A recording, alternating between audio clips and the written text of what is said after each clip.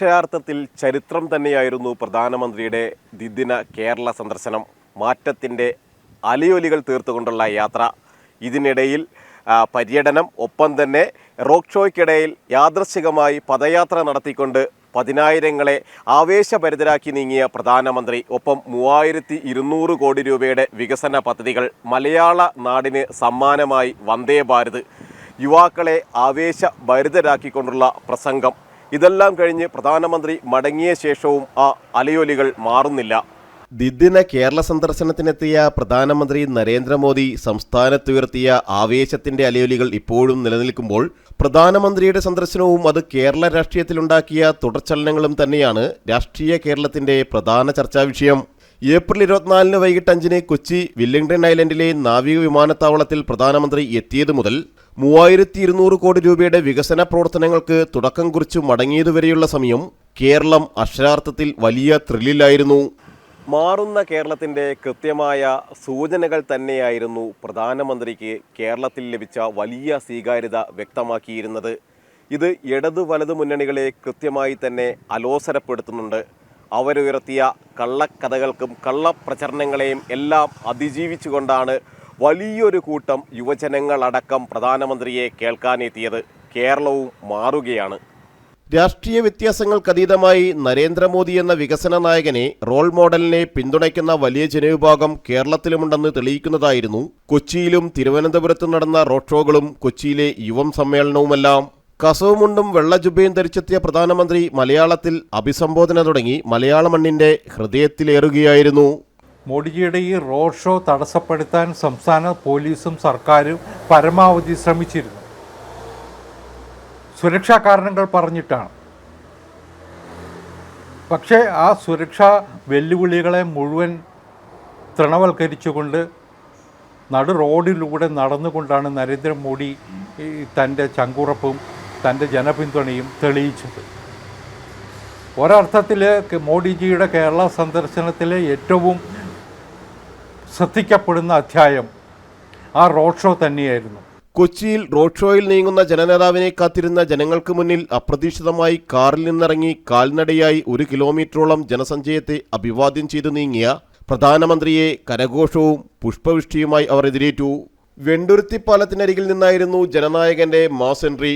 ഇവിടെ തുടങ്ങിയ ത്രില്ലും സസ്പെൻസും പ്രധാനമന്ത്രി മടങ്ങുന്നതുവരെയും നീണ്ടുനിന്നു.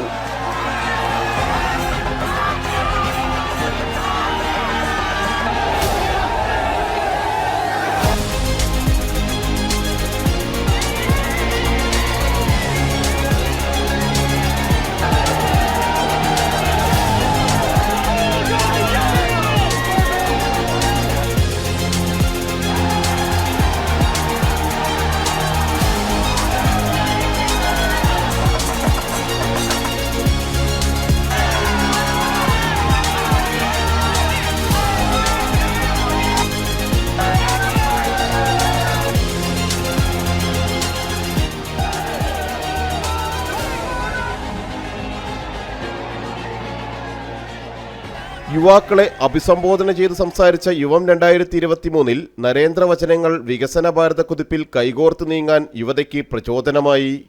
आज हर कोई ये कह रहा है कि 21वीं सदी भारत की सदी है. भारत वो देश है जिसके पास युवा शक्ति का भरपूर भंडार है. पहले सोच थी कि इस देश में कुछ बदलेगा ही नहीं, लेकिन अब सोच ये है कि हमारा ये देश अब पूरी दुनिया को बदल सकता है. आज का भारत स्टार्टअप इंडिया और स्टैंड अप इंडिया की बात करता है. आज का भारत आत्मनिर्भर भारत और डिजिटल इंडिया की बात करता है. ചലച്ചിത്ര താരങ്ങളായ ഉണ്ണിമുകുന്ദൻ, അപർണ ബാലമുരളി, നവ്യ നായർ, ഗായകരായ വിജയ് യേശുദാസ്, KS ഹരിശങ്കർ, അനിൽ ആന്റണി എന്നിവർ പ്രധാനമന്ത്രിക്കൊപ്പം വേദി പങ്കിട്ട് യുവതയുടെ ആവേശമായി മാറുകയായിരുന്നു.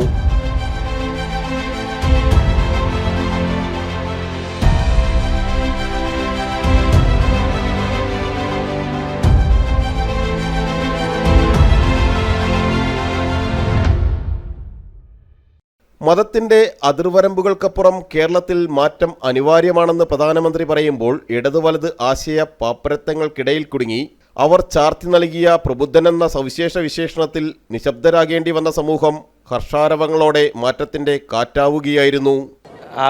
ഞങ്ങളെല്ലാവരും ഭയങ്കര എക്സൈറ്റഡ് ആണ്. കാണാൻ വേണ്ടിയാണ് ഇവിടെ 3 മണിക്കൂറായി നിൽക്കുന്നു.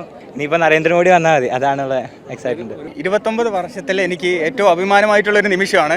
ഇത്രയും അടുത്ത് നരേന്ദ്രമോദിനെ കാണുക എന്ന് പറയുന്നത് എൻ്റെ ജീവിതത്തിലെ ഏറ്റവും വലിയൊരു ഭാഗ്യം തന്നെയാണ് എനിക്ക്. ഉജ്ജ്വലയാണെങ്കിലും മാതൃവന്ദൻ യോജനയാണെങ്കിലും നമ്മുടെ ഈ റോഡിൻ്റെ ഇത്രയും വലിയ ഇന്ത്യ മുഴുവനും യാത്ര ചെയ്യുമ്പോഴാണ് നമുക്ക് മനസ്സിലാവുന്നത് ഇത് ഇത്രയും ഇൻഫ്രാസ്ട്രക്ചർ ഇത്രയും ഡെവലപ്പ് ചെയ്തിരിക്കുന്നത്. വന്ദേ ഭാരത് എത്തിയതുവരെയുള്ള എല്ലാ വികസനങ്ങൾക്കും ചുക്കാൻ പിടിച്ചിരിക്കുന്ന ഭാരതത്തിന്റെ പ്രധാനമന്ത്രിയെ ഇത്ര അടുത്ത് കാണാൻ കിട്ടുന്നൊരു അസുലഭ നിമിഷമാണ്. ആ നിമിഷത്തിന് പങ്കാളിയാവുന്നതിൽ വളരെയധികം സന്തോഷം.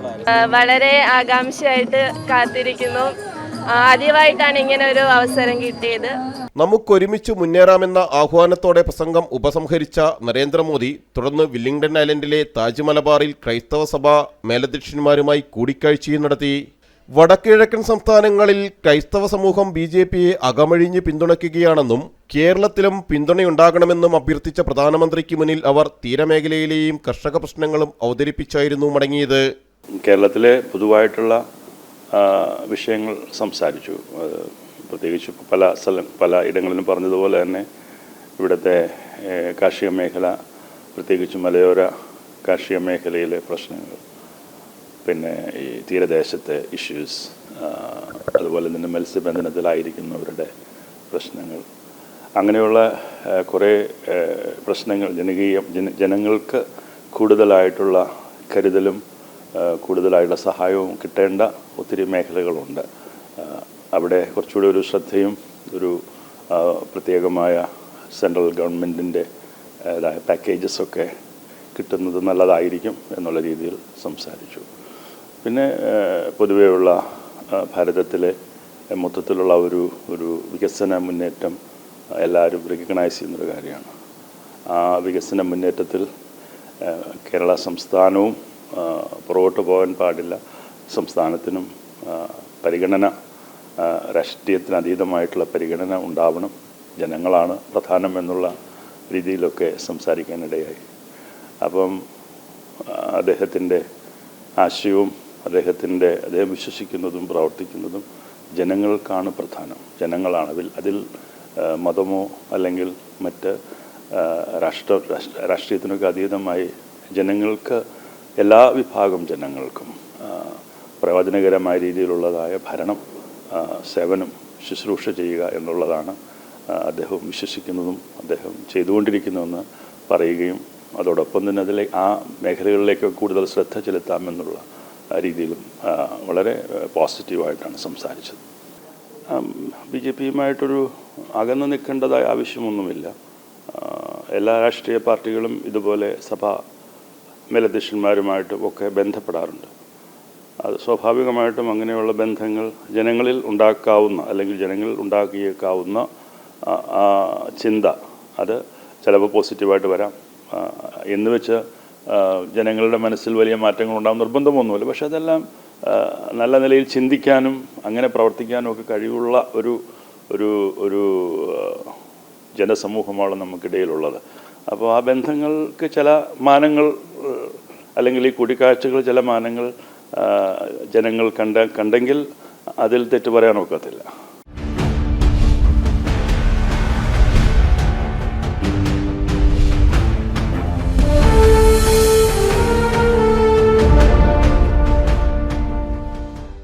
നമുക്ക് മുന്നോട്ട് പോകാം, നിങ്ങൾ നേതൃത്വം വഹിക്കൂ, ഞാൻ നിങ്ങൾക്കൊപ്പമുണ്ട്. ഈ വാക്കുകൾ ആരെയാണ് പ്രചോദിതരാക്കാത്തത്?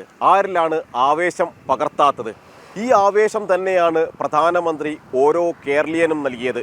യുവത്വത്തിന് ആഘോഷമായ, അല്ലെങ്കിൽ യുവത്വത്തിന് പ്രചോദനമായ, യുവത്വത്തിൻ്റെ ഏറ്റവും പ്രധാനപ്പെട്ട അവർക്ക് മുന്നോട്ട് കുതിക്കാനുള്ള, വികസിത ഭാരതത്തിൻ്റെ ഭാഗമാകാനുള്ള വാക്കുകൾ പ്രധാനമന്ത്രി ചൊരിയുക തന്നെയായിരുന്നു അക്ഷരാർത്ഥത്തിൽ. അതുകൊണ്ട് തന്നെ പ്രധാനമന്ത്രിയുടെ വാക്ക് കേൾക്കാനെത്തിയ ഓരോ യുവത്വത്തിനും അത് വലിയ ആവേശക്കടലായി മാറുകയും ചെയ്തു. സന്ദർശനത്തിന്റെ 2ാം ദിനം തിരുവനന്തപുരത്തും ആവേശ സ്വീകരണമായിരുന്നു. അപ്രതീക്ഷിത റോഡ് ഷോയിലൂടെ തലസ്ഥാനത്തെ ഞെട്ടിച്ച പ്രധാനമന്ത്രി നരേന്ദ്രമോദിയെ പുരുഷാരം പുഷ്പവൃഷ്ടിയോടെ എതിരേറ്റു.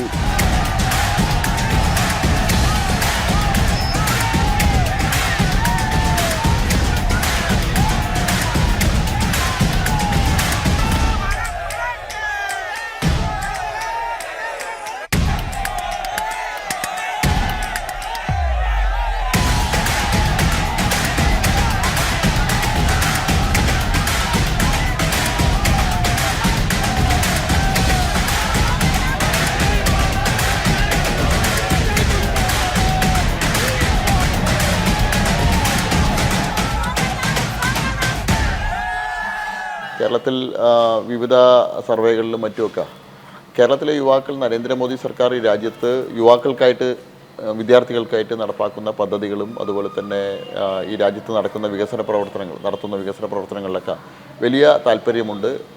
അവർ പ്രധാനമന്ത്രി ശ്രീ നരേന്ദ്രമോദിജിയെ വലിയ അളവിൽ ബഹുമാനിക്കുന്നു, വലിയ അളവിൽ ആരാധിക്കുന്നു.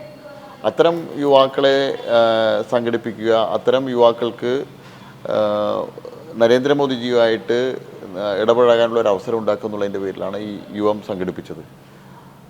യുവം കേവലം ഒരു പൊതുപരിപാടി മാത്രമല്ല, ഈ യുവത്തോടനുബന്ധിച്ച് ഇതിന് ശേഷം തുടർ പരിപാടികളും ഞങ്ങൾ ആലോചിക്കുന്നുണ്ട്. യുവത്തിൻ്റെ ചുവട് പിടിച്ചുകൊണ്ട് കേരളത്തിലെ യുവാക്കൾക്കായിട്ടുള്ള വിദ്യാർത്ഥികൾക്കായിട്ടുള്ള നിരവധി തുടർന്നുള്ള പരിപാടികളും ആസൂത്രണം ചെയ്യുന്നുണ്ട്. പ്രബുദ്ധൻ എന്ന വിളിപ്പേരിൽ എല്ലാം മറന്ന മലയാളി, ഇടത് വലത് കൺകെട്ടിൽ മറ്റൊന്നും കാണാതിരുന്ന മലയാളി ഇന്ന് വികസനം സ്വപ്നം കാണുന്നുണ്ട്. ആ വികസന നേട്ടങ്ങൾ തങ്ങളിലേക്ക് എത്തിക്കുന്ന, കേരളത്തിലേക്ക് എത്തിക്കുന്ന ഒരു രാഷ്ട്രീയ പ്രസ്ഥാനത്തെയും ഒരു രാഷ്ട്രീയ നേതൃത്വത്തെയും അവർ സ്വപ്നം കാണുന്നുണ്ട്. അതുതന്നെയാണ് മാറ്റത്തിൻ്റെ ആദ്യ സൂചനകൾ. സമയം വൈകിയതിനാൽ റോഡ് ഷോ നടക്കില്ലെന്ന് കരുതിയിരിക്കുമ്പോഴായിരുന്നു വീണ്ടും സർപ്രൈസ് എൻട്രി. കാറിൻ്റെ ഡോർ തുറന്ന് എഴുന്നേറ്റ് നിറച്ചിരിയോടെ അദ്ദേഹം കൈവീശിയപ്പോൾ ഭാരത് മാതാ കി ജയ് വിളികളാൽ അന്തരീക്ഷം മുഖരിതമായി. വികസന കുതിപ്പിലേക്ക് നീങ്ങുന്ന നാഴികക്കല്ലുകളായ പദ്ധതികളുടെ തുടക്കം കുറിക്കലായിരുന്നു അത്. വളരെ സന്തോഷം. മോദിജിയെ കാണാൻ പറ്റുന്നത് തന്നെ വലിയ സന്തോഷമുള്ള കാര്യമാണ്. ഞങ്ങളുടെ കേരളത്തിലോട്ടും പ്രത്യേകിച്ച് തിരുവനന്തപുരത്തും ഒക്കെ വന്നതിൽ ഭയങ്കര ഹാപ്പിയാണ് ഞങ്ങൾ എല്ലാവരും തന്നെ. പ്രധാനമന്ത്രിയെ കാണാൻ പോകണം, അതാണ് ഏറ്റവും സന്തോഷം. ഒരു നല്ലൊരു വികസന പദ്ധതിയാണല്ലോ, അതുകൊണ്ട് വളരെ സന്തോഷമുണ്ട്. ഒരുപാട് ആളുകൾക്ക് പ്രയോജനപ്പെടുമെന്നാണ് മനസ്സിലാവുന്നത്. അപ്പോൾ ആ ഒരർത്ഥത്തിൽ ഒരു ആദ്യത്തെ റണ്ണിൽ കൊല്ലം വരെ ചെറുതായിട്ടൊന്ന് യാത്ര ചെയ്യാൻ പറഞ്ഞപ്പോൾ ആ യാത്രയുടെ ഭാഗമായിരിക്കാണ് സന്തോഷം. കേരളക്കരയ്ക്കുള്ള സമ്മാനമായ വന്ദേ ഭാരത് അർദ്ധ അതിവേഗ ട്രെയിൻ സർവീസ് ഫ്ളാഗ് ഓഫ് ചെയ്ത പ്രധാനമന്ത്രി നരേന്ദ്രമോദി 3200 കോടിയിലധികം രൂപയുടെ വിവിധ വികസന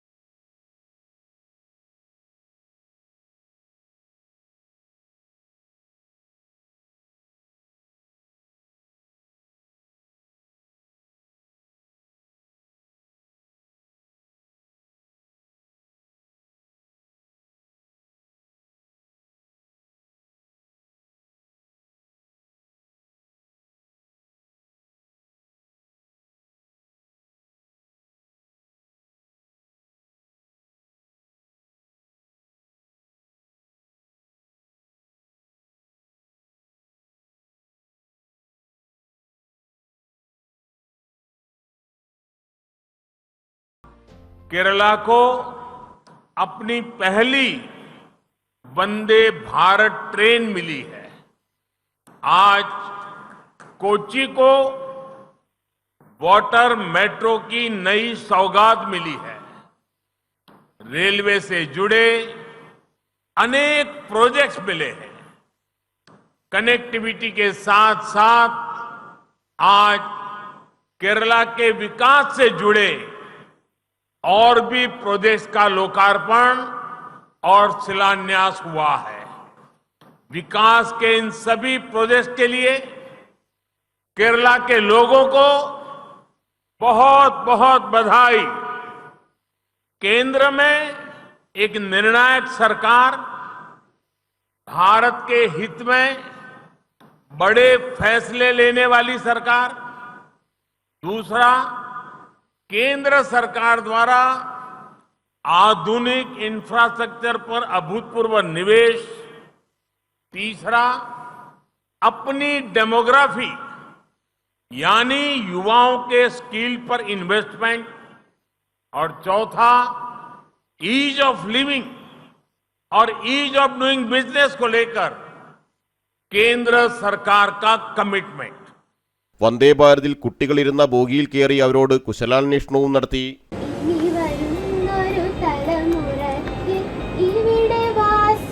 സാ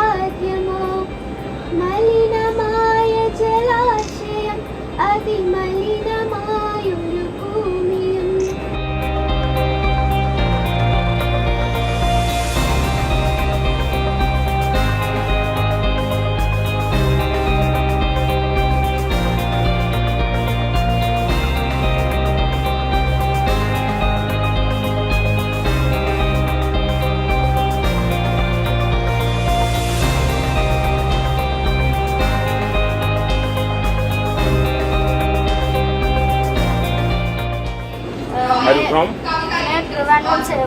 अच्छा, आप बढ़िया हिंदी बोलते हैं, कविता भी लिखते हो, विज्ञान भी करते हो, इतने सारे टैलेंट। हर भवन को साफ करो, भारत को स्वच्छ बनाएगा, यह हमारे धर्म है।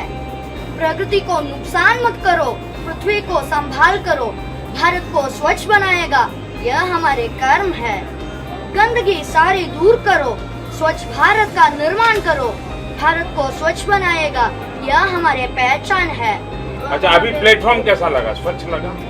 बहुत अच्छा। हाँ, बहुत अच्छा लगा। हाँ, मुझे थोड़ा सा प्रीमियम लेवल एयरप्लेन वाला एक्सपीरियंस। अरे वाह।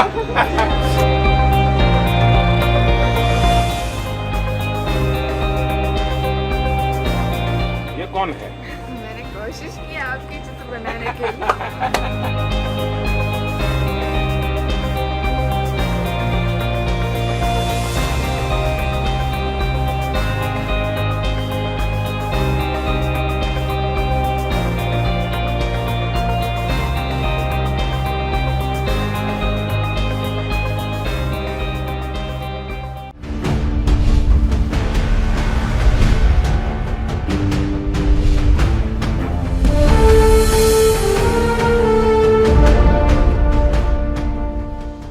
ഏപ്രിൽ 24-25 തീയതികളിലായി 2 ദിവസത്തെ കേരള സന്ദർശനം പൂർത്തിയാക്കി ലോകരാജ്യങ്ങൾക്ക് മുന്നിൽ ഭാരതത്തിന്റെ യശസ്സുയർത്തിയ രാഷ്ട്രനേതാവ് മടങ്ങിയ ശേഷവും കേരള മണ്ണിൽ ആ പ്രഭ തീർത്ത വലയം ഒളിമങ്ങുന്നില്ല. നരേന്ദ്രമോദിയുടെ ഈ സന്ദർശനത്തിലെ മറ്റൊരു പ്രധാനപ്പെട്ട അധ്യായം എന്ന് പറയുന്നത് റെയിൽവേ വികസനവുമായി ബന്ധപ്പെട്ടിട്ടുള്ള തീരുമാനങ്ങളും പ്രഖ്യാപനങ്ങളുമാണ്. അടുത്ത ഒരു 3-4 വർഷം കൊണ്ട് കേരളത്തിൽ ഉണ്ടാകാൻ പോകുന്ന വലിയ മാറ്റത്തിൻ്റെ സാക്ഷ്യപത്രമാണ് ആ പ്രഖ്യാപനങ്ങളൊക്കെ തന്നെ. അതുകൊണ്ട് കേരളത്തെ സംബന്ധിച്ചിടത്തോളം വികസനത്തിൽ ഊന്നിയുള്ള ഒരു സങ്കല്പത്തിന്, വികസനത്തിൽ ഊന്നിയുള്ള ഭാവിക്ക്, ഒരു സ്വപ്ന പദ്ധതികൾക്ക് ഒക്കെ രൂപം നൽകിക്കൊണ്ടാണ്, അല്ലെങ്കിൽ അതിൻ്റെയൊക്കെ പ്രഖ്യാപനങ്ങൾ നടത്തിക്കൊണ്ടാണ് 2 ദിവസം കൊണ്ട് നരേന്ദ്രമോദി കേരളം വിട്ടത്. തീർച്ചയായിട്ടും അതൊരു ചരിത്ര മുഹൂർത്തമായിരുന്നു, ചരിത്ര സംഭവമായിരുന്നു. കേരളത്തിന് എന്നും സ്മരിക്കാൻ കഴിയേണ്ടുന്ന ചില പ്രഖ്യാപനങ്ങളും ചില തീരുമാനങ്ങളുമാണ് അദ്ദേഹത്തിൻ്റെ നാവിൽ നിന്ന് നമ്മൾ കേട്ടത്. ഒരുപക്ഷെ കേരള രാഷ്ട്രീയത്തിലെ വലിയ ഒരു മാറ്റം, ഒരു യുവാക്കളുടെ ഒരു കൊടുങ്കാറ്റ് പോലത്തെ ഒരു ആവേശമാണ് ഇവിടെ കാണുന്നത്. 4 മണി മുതൽ കത്തിജ്വലിക്കുന്ന സൂര്യൻ്റെ താപമേറ്റ്, എന്നാൽ അതിനേക്കാൾ കൂടുതൽ ഊർജം മനസ്സിൽ ആവാഹിച്ചുകൊണ്ട് ബഹുമാനപ്പെട്ട നരേന്ദ്രമോദിയെ കാണാൻ, അദ്ദേഹത്തിൻ്റെ വാക്കുകൾ കേൾക്കാൻ ഇവിടെ 10,000 ലക്ഷങ്ങൾ എത്തിച്ചേർന്നിരിക്കുകയാണ്. തീർച്ചയായിട്ടും ഇത് ആവേശജനകമാണ്. ഇത് കേരളത്തിലെ രാഷ്ട്രീയത്തിന് അതീതമായിട്ടുള്ള ഒരു യുവാക്കളുടെ കൂട്ടമാണ്. പക്ഷേ ഇത് പലരെയും പരിഭ്രമിപ്പിക്കുന്നുണ്ട്. ആ പരിഭ്രമം കേരളത്തിൽ മാറി വരാൻ പോകുന്ന രാഷ്ട്രീയ സൂചനയാണ് എന്നുകൂടി സൂചിപ്പിക്കാൻ ഞാൻ ആഗ്രഹിക്കുന്നു. സഭാ മേലധ്യക്ഷന്മാരുൾപ്പെടെ ക്രൈസ്തവ വിഭാഗത്തിന്റെ വിശ്വാസവും പിന്തുണയും ഒരിക്കൽ കൂടി ഉറപ്പിക്കാനും കേരള യുവസമൂഹത്തിൽ മുമ്പെങ്ങുമില്ലാത്ത വിധം ആവേശം ജ്വലിപ്പിക്കാനും സന്ദർശനത്തിന് കഴിഞ്ഞു. കേരളത്തിൽ ഒരു വിശ്വാസമില്ലാത്ത ഒരു അവസ്ഥ യുവാക്കളിൽ ജനിച്ചിട്ടുണ്ട്. ഇതൊക്കെ കണക്കിലെടുത്താണ് കേരളത്തിലൊരു മാറ്റം അനിവാര്യമാണ് എന്നുള്ള ചിന്തയുടെ അടിസ്ഥാനത്തിലാണ് ഒരു യുവം പോലുള്ള ഒരു പരിപാടിക്ക് അതിൻ്റെ സംഘാടകർ മുൻകൈയെടുത്ത് ഇറങ്ങിയത്. അതിൽ എല്ലാ രാഷ്ട്രീയക്കാരും ഉണ്ടായിരുന്നു. പക്ഷെ പങ്കെടുക്കുന്നത് നരേന്ദ്രമോദി ആയതുകൊണ്ട് കേരളത്തിൻ്റെ വികസന സങ്കല്പങ്ങൾക്ക് ഒരു പ്രതീക്ഷ നൽകുന്ന ചില സന്ദേശങ്ങൾ ഉണ്ടാകുമെന്ന് അവരൊക്കെ കരുതി. അങ്ങനെയാണ് അവരൊക്കെ എത്തിയത്. ആ പരിപാടിയിൽ പങ്കെടുത്തവരുടെ റിയാക്ഷൻസ് നമ്മൾ കണ്ടു. അവരെല്ലാവരും മോഡിജിയെ കാണാൻ കഴിഞ്ഞതിൽ, മോഡിജിയെ ശ്രമിക്കാൻ കഴിഞ്ഞതിൽ, മോഡിജി നൽകിയ സന്ദേശം ഉൾക്കൊള്ളാൻ കഴിഞ്ഞതിൽ ഒക്കെ സന്തുഷ്ടരായിരുന്നു. ഈ പരിപാടിയുടെ ഞങ്ങൾ മുന്നോട്ട് വയ്ക്കുന്നത് തന്നെ രാജ്യം വലിയ വികസനത്തിലേക്ക് കുതിക്കുന്നു. ലോകത്തിലെ ഏറ്റവും വലിയ വളരുന്ന സമ്പദ് വ്യവസ്ഥയായിട്ട് ഭാരതം മാറുന്നു. രാജ്യത്തെ മറ്റുള്ള സംസ്ഥാനങ്ങളിലെ യുവാക്കൾക്കും വിദ്യാർത്ഥികൾക്കും വിദ്യാഭ്യാസ കാര്യത്തിലായാലും ശരി, തൊഴിൽ രംഗത്തിലായാലും ശരി വലിയ സാധ്യതകൾ ആ സംസ്ഥാനങ്ങളിലുണ്ട്. പക്ഷേ കേരളത്തിലെ വിദ്യാർത്ഥികൾ മറ്റ് സംസ്ഥാനങ്ങളിലേക്കും മറ്റു രാജ്യങ്ങളിലേക്കും ഉന്നത പഠനത്തിനായിട്ട് പോകേണ്ട സ്ഥിതിവിശേഷം കേരളത്തിൽ. വിദ്യാഭ്യാസത്തിന് ശേഷം കേരളത്തിലെ യുവാക്കൾക്കും തൊഴിലവസരങ്ങൾ ലഭിക്കാത്ത സാഹചര്യം, അവർ തൊഴിലന്വേഷിച്ച് മറ്റു സംസ്ഥാനങ്ങളിലേക്കും മറ്റു രാജ്യങ്ങളിലേക്കും ചേക്കേറുന്ന കാഴ്ച. ഇതിനെല്ലാം മാറ്റം വരണം. ഈ രാജ്യത്ത് നടക്കുന്ന വികസന പ്രവർത്തനങ്ങൾ അതേ വേഗതയിലും അതേ രീതിയിലും ഈ നമ്മുടെ സംസ്ഥാനത്തും വരണം. അത്തരമൊരു വികസന കാഴ്ചപ്പാട് കേരളത്തിൽ ഉണ്ടാക്കുക എന്നുള്ളതിൻ്റെ അടിസ്ഥാനത്തിലാണ് ഇത്തരം യുവം എന്നുള്ള പരിപാടി തന്നെ സംഘടിപ്പിക്കാനുള്ള പ്രധാന കാരണം. മലയാള നാട് നെഞ്ചേറ്റിയ വന്ദേ ഭാരത് പോലുള്ള അർദ്ധ അതിവേഗ ഗതാഗത വികസന വഴിയിൽ പുതിയ പദ്ധതികൾക്കായി കാത്തിരിക്കുകയാണ് കേരളം. മാറുന്ന ഭാരതത്തിനൊപ്പം മുന്നേറാൻ ആഹ്വാനം ചെയ്താണ് പ്രധാനമന്ത്രി നരേന്ദ്രമോദി മടങ്ങിയത്. പ്രധാനമന്ത്രിയുടെ കൂടുതൽ കേരള സന്ദർശനങ്ങൾ BJP പ്ലാൻ ചെയ്യുന്നുണ്ട്. ഒപ്പം വന്ദേ ഭാരതിനെ സ്വീകരിച്ച മലയാളി കൂടുതൽ കേന്ദ്ര പദ്ധതികൾക്കായി കാത്തിരിക്കുകയും ചെയ്യുന്നു. പ്രതീക്ഷയിലാണ് കേരള നാട്.